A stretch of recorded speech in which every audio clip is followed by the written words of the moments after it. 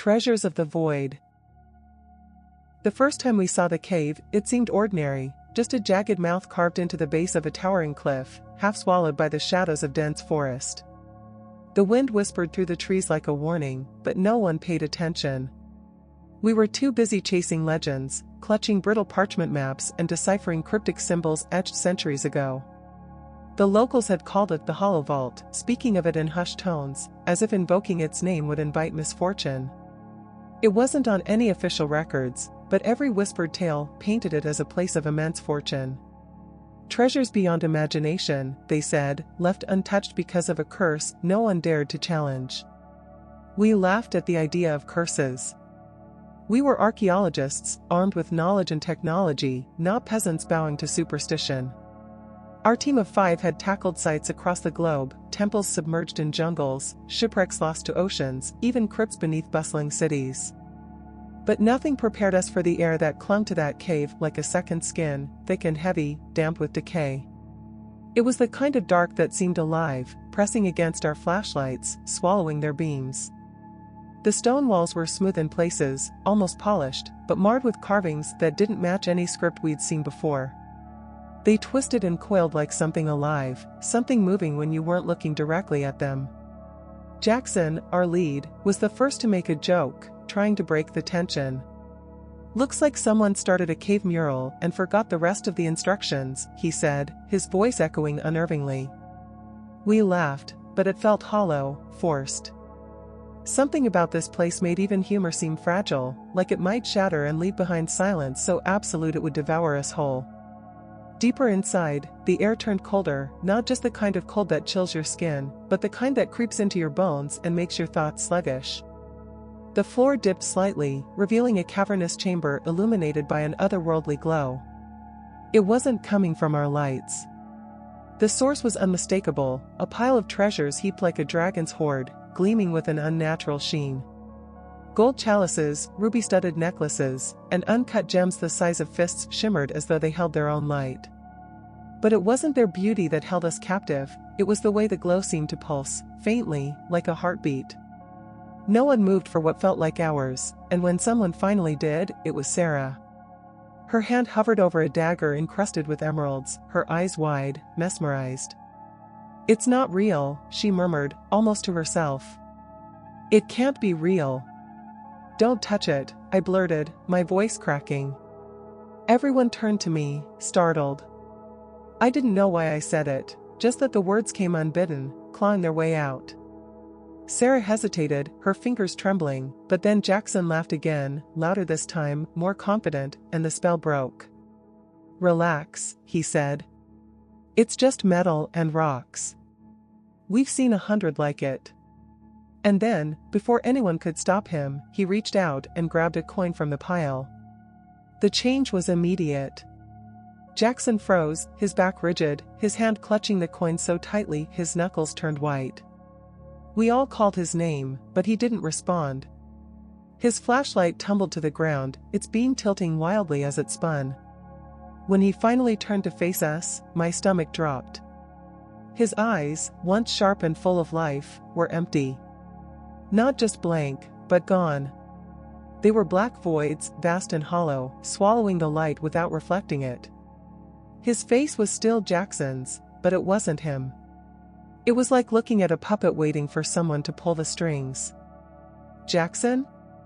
Sarah's voice wavered, and she stepped closer. He didn't react, didn't blink. Then, slowly, he opened his mouth. What came out wasn't a scream or a word, or even a sound. It was silence. A void so deep it seemed to suck the air from the chamber, leaving our ears ringing and our lungs desperate for breath. The coin slipped from his hand, clinking against the stones, and Jackson crumpled to the ground. His body lay still, lifeless, but not dead. His chest rose and fell, shallow breaths keeping him tethered to the world. But his eyes remained empty. We didn't touch him. No one dared. The silence in the chamber was suffocating, like a thick fog pressing against our lungs. Jackson's body lay there, motionless, but not lifeless, his chest rising and falling like an automaton, a grotesque parody of life. None of us dared to move. The glow from the treasure pile seemed to grow stronger, bathing his slack face in an eerie, flickering light that made my skin crawl. Sarah knelt next to him, her trembling hands hovering over his body as though trying to decide whether to shake him awake or back away. "We can't just leave him like this," she whispered, her voice barely audible over the pounding in my ears. "We need to go," I said, my throat dry and raw. My words felt heavy, like they carried some unspoken truth that none of us wanted to face. But Eric, the skeptic of our group, wasn't having it. "Go where? We can't carry him out in this state. We don't even know what this is." He gestured wildly toward the pile of artifacts, his voice rising. "It's some kind of gas, maybe? Hallucinations? Poison?" He was trying to rationalize, to pull us back to solid ground, but his frantic tone betrayed his fear. "No gas does that," I shot back, my eyes fixed on Jackson's empty gaze. I could feel the cold sweat running down my back, sticking my shirt to my skin. Every instinct in my body screamed to leave, to run, to escape whatever unseen force had turned Jackson into this. Then something shifted. A faint whisper, like a sigh carried on a non-existent breeze, slid through the cavern. It was faint but unmistakable, and it seemed to come from everywhere at once. Sarah froze, her wide eyes darting to me. "Did you hear that?" I nodded, unable to speak. The sound was gone as quickly as it had come, but the air felt heavier now, like the cavern was holding its breath. Eric scoffed, though his voice wavered. "You're imagining things." But even as he spoke, he couldn't hide the way his eyes darted nervously toward the shadows dancing on the walls. We all jumped when Jackson's body convulsed. Just once, a sharp, unnatural jerk that made his limbs flop like a marionette's. And then he went still again. Sarah scrambled back, almost slipping on the damp stones. "We can't stay here. We have to go. We'll get help, maybe someone can." Her voice broke, and she didn't finish. But none of us moved. Something kept us rooted to the spot, like invisible chains wrapped around our legs. It wasn't fear, not entirely. It was the treasure. The glow. The allure of it, pulling at the edges of my mind, whispering promises of things I couldn't quite hear, but desperately wanted to believe. Eric was the first to give in. He muttered something about figuring this out and stepped toward the pile, his face pale and slick with sweat. "We need a sample," he said, his voice hollow. "Just one piece. We'll take it back, analyze it, figure out what's going on." "Eric, don't," Sarah said sharply, but he didn't stop. His hand reached out, fingers trembling as they hovered over a golden chalice encrusted with sapphires. "Stop!" I shouted, but it was too late. His fingers closed around the chalice, and the room seemed to shudder. Eric's scream was a raw, guttural sound that made my stomach lurch. He dropped the chalice immediately, clutching his head as if trying to rip something out of his skull. His eyes rolled back, his knees buckled, and he collapsed to the ground. I rushed to him, ignoring the icy dread clawing at my chest. His face was twisted in agony, his mouth opening and closing like a fish gasping for air. And then, just like Jackson, he went still. When his eyes snapped open, they were black voids. Empty, endless, and wrong. I stumbled back, my mind reeling. Sarah was crying now, her sobs muffled by her hands as she pressed them to her mouth. The glow from the treasure seemed to pulse again, brighter, stronger, almost haunting. It wasn't treasure, it was a trap. "We have to leave," I said again, my voice shaking. I grabbed Sarah's arm and pulled her to her feet. "No. Before we end up like them." She didn't argue this time. Together, we stumbled toward the cavern entrance, the oppressive air seeming to fight us with every step. My flashlight flickered, the beam dancing erratically across the walls, and I felt the carvings watching us. The whispers came again, louder this time, more insistent. They weren't words, at least, not words I could understand, but they wormed their way into my head, making my thoughts splinter. We reached the mouth of the cave and broke into the open air, gasping like we'd been drowning. The sunlight felt wrong, too bright, too harsh, but it was better than the suffocating dark behind us. When we turned back to look, the cavern entrance was gone. The cliff face was smooth, unbroken, as if the cave had never existed. And Jackson and Eric were still inside. Or what was left of them. For a long time, neither of us said a word. Sarah collapsed onto the forest floor, her body shaking as she sobbed into her hands. I wanted to comfort her, to say something that would make sense of it all, but my mind was as fractured as hers. My heart pounded in my chest, and every time I blinked, I saw Jackson's hollow eyes, Eric's twisted face. I forced myself to look at the cliff again, hoping, praying that I'd imagined it, the smooth rock face where the cave had been. But it was real. The jagged opening was gone, erased as if it had never existed. How is that possible? Sarah's voice was barely a whisper. She wiped at her face with trembling hands, her eyes darting nervously to the trees as though the forest itself might betray us. I don't know, I said, and it was the truth. I didn't know anything anymore. We sat there for what felt like hours, though it might have only been minutes. The sun dipped lower, casting long, eerie shadows that crept toward us like something alive. I could feel the weight of the treasure pulling at my thoughts, even now, as though it was trying to claw its way back into my mind. What do we do? Sarah asked, her voice trembling. We can't just leave them. They're gone, I said, the words tasting like ash in my mouth. Whatever that thing was, it took them. They're not coming back.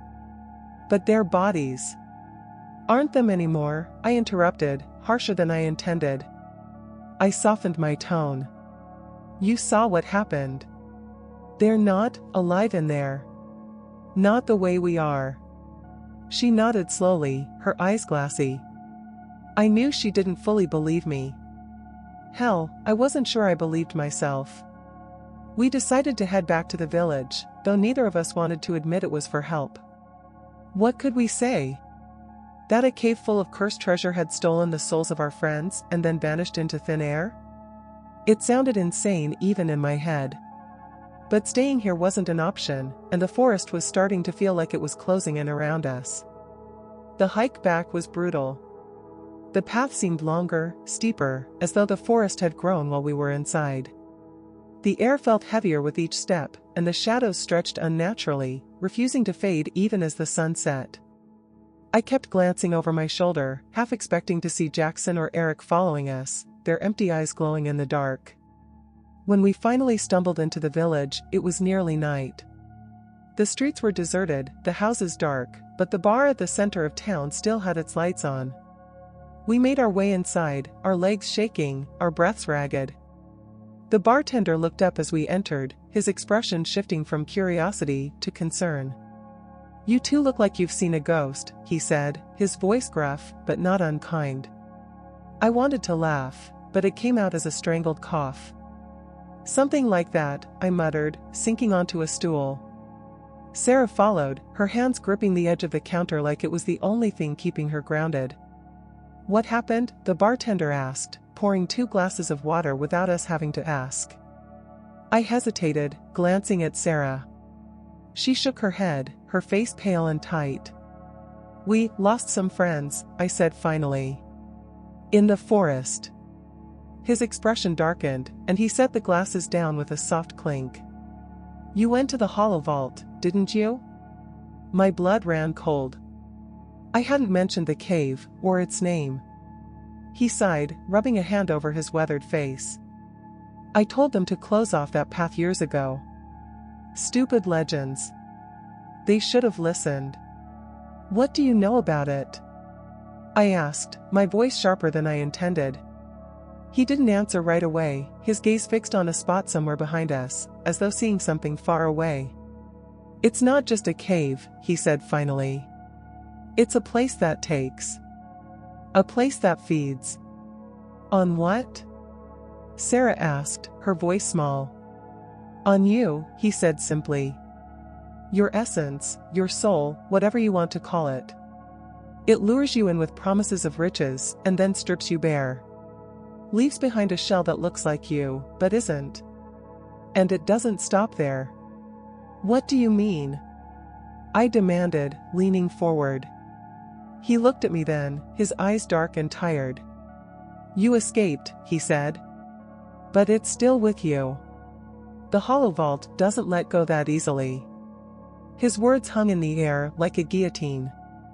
I wanted to dismiss them, to call him a superstitious old fool. But deep down, I knew he was right. I could feel it now, a faint, insidious pull at the edge of my thoughts. A whisper just beyond hearing. The treasures might be gone, but the void had followed us. And it was hungry. I stood up abruptly, my chair scraping loudly against the floor. The quiet in the bar felt thick now, like the entire village was holding its breath. Sarah's eyes were wide, fixed on the bartender as if she were trying to piece together the madness he had just spilled. How do we stop it? I asked, my voice low but urgent. I could feel it creeping, whatever it was, clawing at my sanity, pulling at the edges of my thoughts. The weight of it all felt suffocating, like the world was slowly warping around me.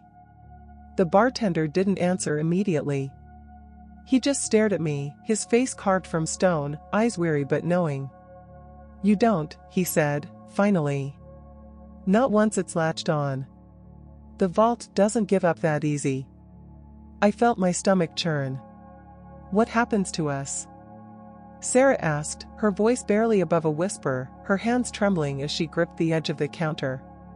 She was trying to hold herself together, but I could see the cracks. We both were. We were already far beyond the point of simple fear, teetering on the edge of something worse. The bartender sighed deeply. If you're lucky, he said slowly, you become one of them. A hollow shell. But if you're unlucky, well, you start hearing the whispers. You start seeing things that aren't there. And then, eventually, you go back. You go back to the vault. The treasure calls you. It calls everyone who touches it. I took a step back, feeling dizzy. The idea of returning, of stepping foot in that cursed cave again, was unthinkable. But the pull, that subtle tug at the back of my mind, was growing stronger by the second. It was impossible to ignore. We have to go back, don't we? Sarah's voice was thick with despair, and I could hear the resignation in it. She knew it too. The vault wasn't finished with us. We were already caught in its web, and there was no running from it. The bartender didn't answer. He just shook his head slowly. It doesn't matter, he muttered, almost to himself. You've already touched the treasure. It'll find you, no matter where you go. You can't outrun it. Not forever. His words hit me like a punch to the gut. It felt like everything I had fought to ignore, every bit of rational thought I had clung to, was crumbling. The vault, the treasure, the souls of our friends, nothing made sense anymore. Nothing could. And yet, it wasn't over. Not yet. You need to understand, the bartender continued, his eyes locked on mine with a kind of grim finality. Once you've seen it, once you've touched it, the hollow vault changes you. You become part of it. And it won't stop until it has everything. Everything? Sarah asked, her voice barely a whisper. He nodded. Everything. It doesn't just want your soul. It wants your life. Your body. It feeds on the essence of what you are, what you could have been. And once it's done with you, you become part of the cycle. A shell that walks, a body that moves, but nothing more than a vessel for whatever dark power lies beneath. The words settled into the pit of my stomach like a cold stone. I wanted to scream. To throw something, anything, at him. But I couldn't. I knew he was right. For a moment, I thought I heard it again, the whisper. That low, chilling hum that had been following me since we left the cave. But when I looked around, the bar was still, the air thick with tension. You're all already marked, the bartender said, almost casually. Doesn't matter where you go. Doesn't matter what you do. The vault owns you now. It'll be waiting. I felt my chest tighten, the room closing in around me. Sarah was silent, staring at her hands. The weight of the truth was suffocating, but somehow I knew he was right. We were already gone. We stood there for a long while, the silence between us growing heavier. I could feel the tension winding tighter and tighter, like a spring ready to snap. The longer I stayed in that room, the more I felt myself slipping, losing my grip on the reality I had once known. Finally, I turned toward the door. The cool night air hit me like a slap, and I felt an immediate rush of cold, like a tide of ice flooding my veins. What now? Sarah's voice broke the silence as she followed me out. I didn't have an answer. I didn't have anything. But the path ahead was clear. And no matter how much I tried to resist, no matter how far I ran, the hollow vault would find me. It always did. I could feel it, somewhere deep inside, a gnawing hunger, waiting to be fed. The treasure had taken more than just Jackson and Eric. It had taken something from me too. Something I would never get back. And now, it was coming for me. For us. I turned to look back at the village, the quiet streets, the closed windows, everything seemed peaceful, unchanging. But I knew better now. The vault had claimed its prize. And it wasn't done yet.